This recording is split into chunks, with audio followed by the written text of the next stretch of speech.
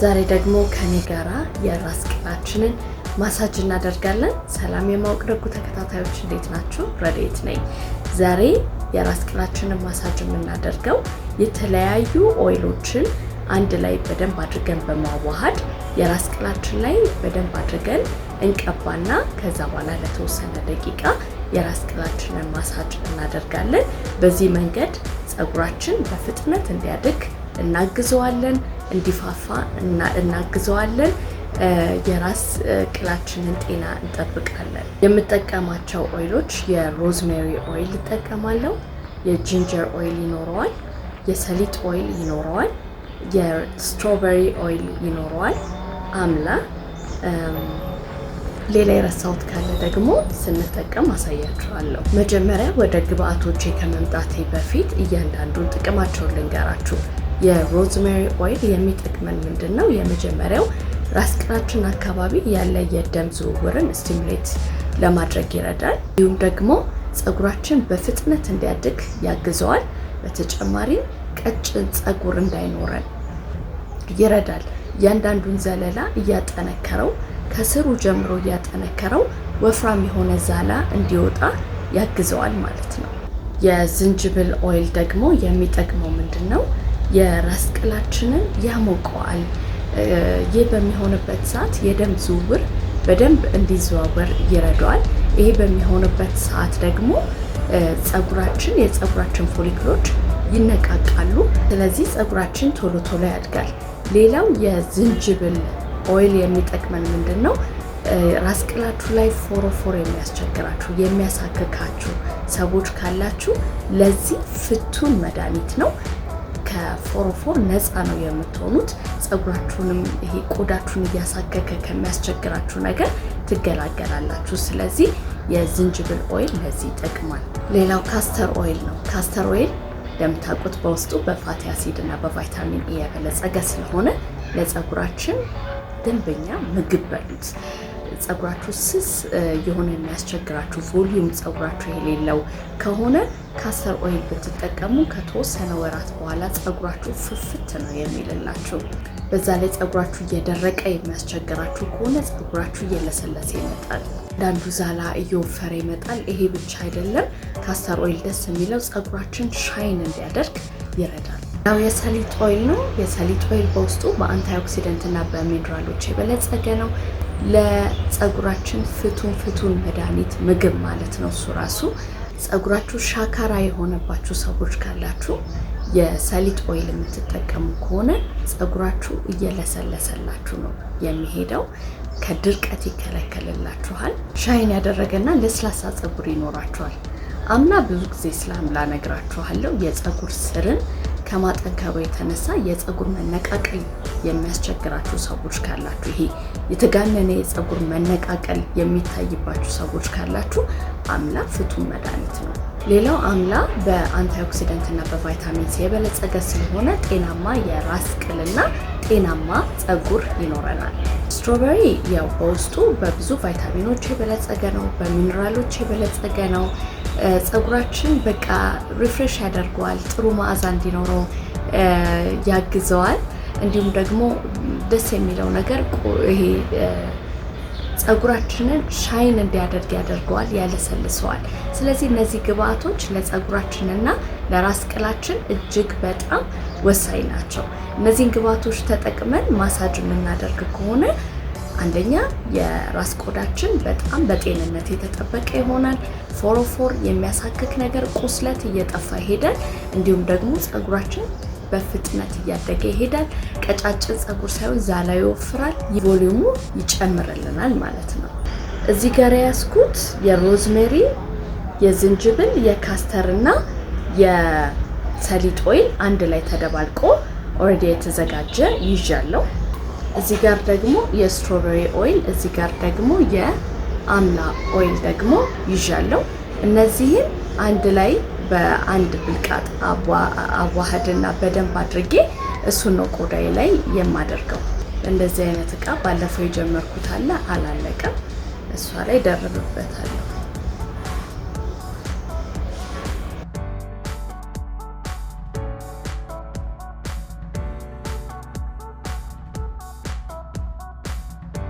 በደንብ እናዋህደዋለን።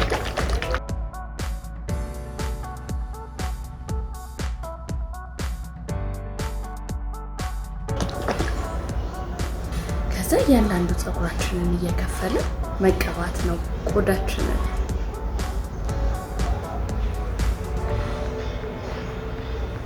ስንቶቻችሁ ናችሁ ልክ እንደኔ እንደዚህ ከመሀል የምትጀምሩት?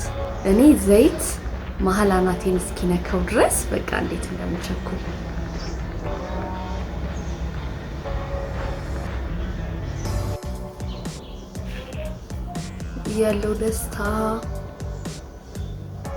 ያለው ደስታ ልነግራችሁ አልችልም።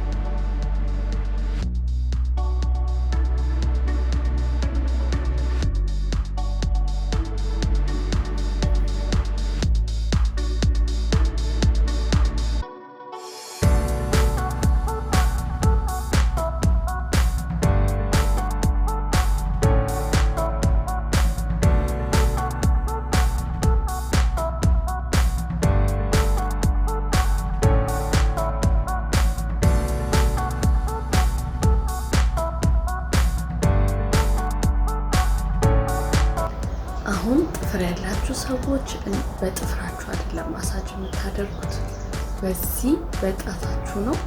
ጥንቃቄ ያስፈልጋል። ደስ ታረጉና ከዚህ ጠርዝ ጀምራችሁ ከሄድ ላይናችሁ ጀምራችሁ ጣታችሁን ታስገቡና ጊዜ እንደምላችሁ ሰርክል ሞሽን ተጠቅማችሁ ማሳጅ አድርጉ።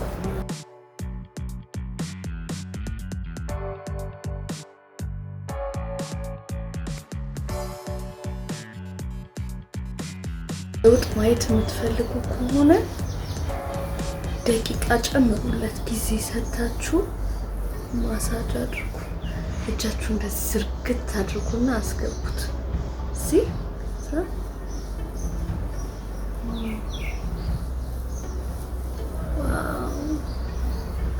እስቲ ሞክሩት እንዴት እንደምትወዱት። ወደኋላ እንደዚህ ያው ወደኋላ እየሄድኩ ነው። መሀል አናቴ ላይ ነኝ።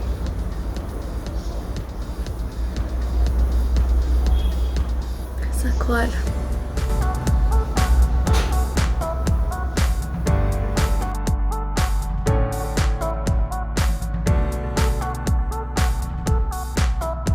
እዚህ ታደርጉና እንዲህ እያደረጋችሁ ወደኋላ ዚግዛግ እየሰራችሁ ወደኋላ ከምትመጡና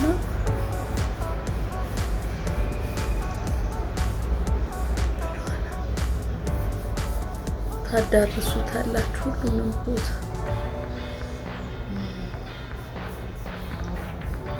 ደግሞ በደንብ ማሳጅ ለማድረግ የምትፈልጉ ከሆነ መጀመሪያ እኔ ፀጉሬን ሳበጥር አይታችኋል አይደል? በተያያዘ ፀጉር ውስጥ ማሳጅ አይደረግላችሁ። ፀጉራችሁ በደንብ መበጠር አለበት። ከተፍታታላችሁ በኋላ እንደፈለጋችሁ እንደዚህ ወደ ኋላ ስትሄዱ ያስኬዳችኋል። ፀጉራችሁን ሳትነጩ ሳታሳምኑ። ፀጉር በነገራችን ላይ ስታበጥሩ ኃይል አትጠቀሙ፣ አትጎትቱ። ይሄ ፀጉራችሁ እንደዚህ በምትስቡበት ሰዓት እዚህ ጋር ያሉ ማስሎቻችሁ ይቆጣሉ።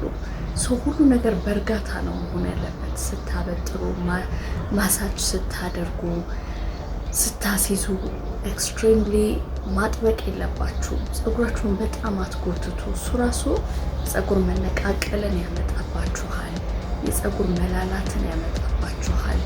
ቆዳችሁ እየተቆጣ ይሄዳል። ሰው እንደዚህ አይነት ኃይል አትጠቀሙና መጀመሪያ ማሳጅ ከማድረጋችሁ በፊት ፀጉራችሁን አበጥሩ። እንደዚህ መፍታታት አለበት፣ እንደዚህ ማለት ነው። ኦኬ። ከዛ ከፈለጋችሁ ወደ ታች እየደረሳችሁ ማምጣት ትችላላችሁ።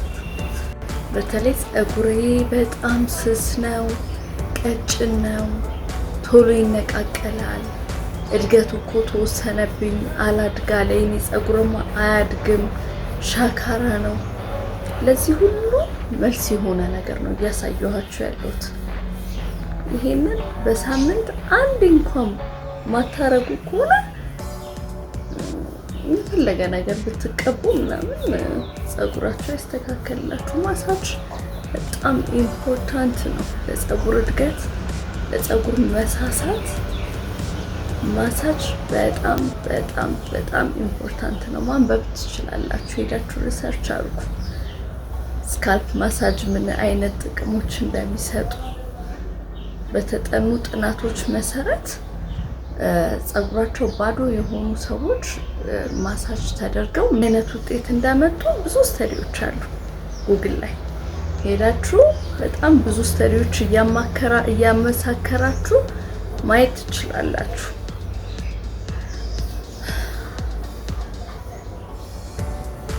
እና እንደዚህ ማሳጅ ስታደርጉ 3 ወር በትንሹ ጊዜ ይፈልጋል። በ3 ወር ውስጥ ግን ፀጉራችሁ እየበዛ ፈጣን እድገት እያያችሁ ነው የምትሄዱት። ስታደርጉ እያንዳንዱ ቅድም የተቀባ ነው እያንዳንዱ ኦይል ውስጥ ያለውን ንጥረ ነገር በሙሉ ቆዳችን ብልት ያደርገዋል። ከዛ በቃ እነዚህን ሲመገብ እንደዚህ ማሳጅ አድርጋችሁ ደግሞ የደም ዝውውራችን ሲሻሻል ታዩታላችሁ ውጤቱ።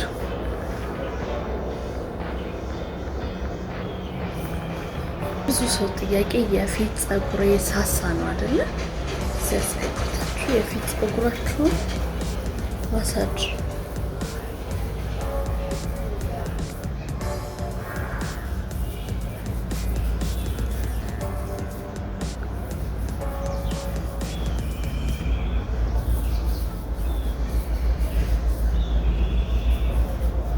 እዛ ደግሞ እዚህ ከጆሮአችን በላይ ያለው ቦታ አለ አይደል? እዚህ ጋር እሱንም በደንብ ማሳጅ አድርጉ። እንዴት ደስ እንደሚል አብሶ ማታ ከሆነ ማሳጅ የምታረጉት እንዴት አይነት እንቅልፍ እንደምትተኙ ልነግራችሁ አልችልም። እኔ እዚህ ጋር ማሳጅ ሳደርግ በጣም በቃ እንዴት ደስ እንደሚለኝ እስቲ አድርጉት በእናታችሁ እናንተ ራሱ።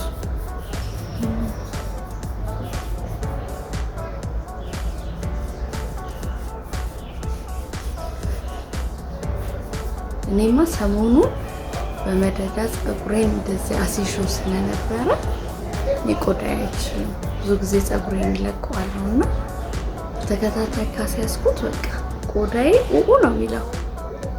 እዚህም በነገራችን ላይ ፀጉራችሁን አከታትላችሁ አታስይዙ፣ ልቀቁት። ፀጉር ሲለቀቅ ሲናፈስበት ልቅቅ ሲል ነው የሚወደው። ፀጉራችሁ ሌላው እንዲያድግ የምትፈልጉ ከሆነ እውነቴን ነው የምላችሁ አብዛኛውን ጊዜ ልቀቁት። እናስይዛለን ግን ይሄ አከታትለን አይሆን፣ ልቀቁት። እኔን የምታውቁኝ ሰዎች ማለቴ ኢንፐርሰን የምታውቁኝ ሰዎች ብዙ ጊዜ ፀጉሬን ለቅቄ ነው የምታውቁኝና እኔ ብዙ ጊዜ ፀጉሬን ለቃለሁ። አልፎ አልፎ ነው ማስይዘው።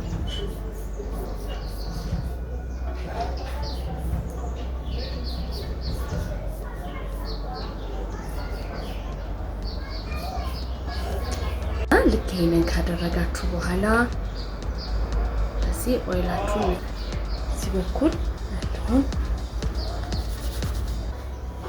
ፀጉራችሁን ቀብት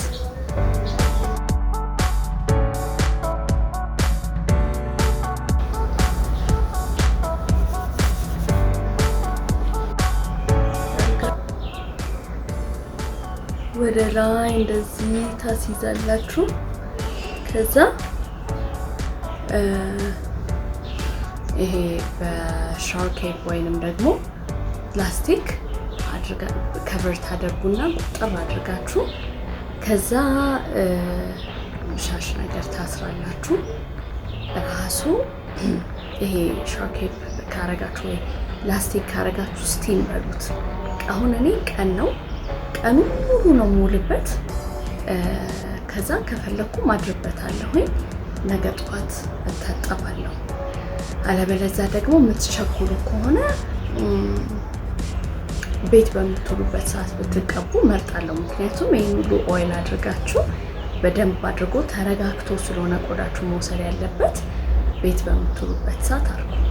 ከዛ ልብ ባለ ውሃ ነገ ሙልጭ አድርጌ እታጠባለሁ እላችኋለሁኝ። እናንተም እንደዚህ አድርጉና ከዛ በኋላ ፀጉራችሁ ምን ያህል ለውጥ እንደሚያመጣ ራሳችሁ የመጣችሁ ተመሰክሩልኝ ያላችሁ። በዚህ ደግሞ እርግጠኛ ነኝ። መልካም ጊዜ። ምን እንድሰራላችሁ ትፈልጋላችሁ? ጻፉልኝ። ባይ ባይ።